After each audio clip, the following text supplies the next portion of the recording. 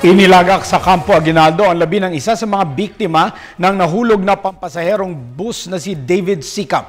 Si Sikam ay isa sa mga naging utak sa paggawa ng peace mural sa Campo Aguinaldo. Narito ang ulat ni Waywaya Macalma. Alagad ng sining at hindi naging sundalo si Andrew David Sikam, pero binuksan ng liderato ng AFP ang kanilang tahanan para sa pamilya.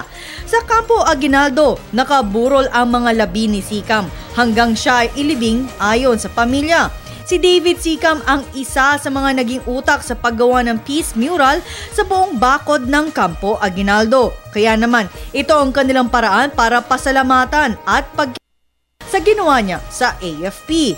Ayon kay Lieutenant Colonel Harold Cabunok, isa lang si David sa 30 pintor na nagboluntaryong nag-alok ng kanilang talento para sa proyektong peace mural. Ito ay libre bilang pagkilala namin dito sa kontribusyon ni David Sikam sa aming peace mural. Na kung saan isa siya sa lead artist na nag-sketch ng itong mga imahe na makikita natin sa fence ng Campo Aguinaldo.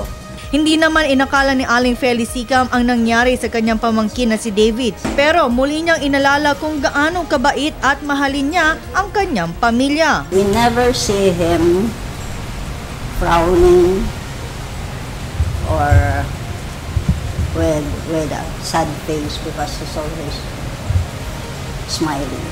So he has a very, what do you call this, pleasant disposition about life because he's an artist,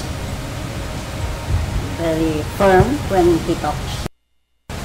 Ayon kay Aling Feli, wala pang lumalapit sa kanila mula sa mga otoridad ng Florida Bus Line.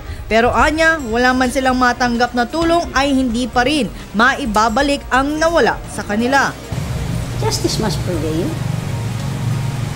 Everybody needs justice. Isn't it? Give justice to the victims, the bereaved families, because they're innocent. But they're born to live, not to die. Whatever compensation you give them now, you cannot pay or repay the grief that they're suffering. What will happen to the children? What will happen? If you're the father, that's the feeling of the father now. You cannot compensate the training, the education. Sa ngayon ay nasa mabuting kalagayan ang ni David na si Abigail. Ngunit may 2 operasyon pang kailangan gawin sa kanya. Ang 2 naman nilang anak na si Amian at si Agong ay wala namang natamong matinding sugat matapos ang malagim na aksidente noong Biyernes nang gumulong-gulong ang sinasakyan nilang bus sa Bontoc Mountain Province. Bahagi lamang ito ng 4 na kilometrong peace mural na ginawa ng iba't ibang artist sa bansa. At isa na nga rito, si David Sikam. Sa 2 buwang pagpinta nito, sinama pa ni David ang kanyang asawa at 2 anak para sa makasaysayang proyektong ito na magsisilbi na lamang isang alaala para sa pamilya Sikam nang buhay pa ang kanilang padre de pamilya.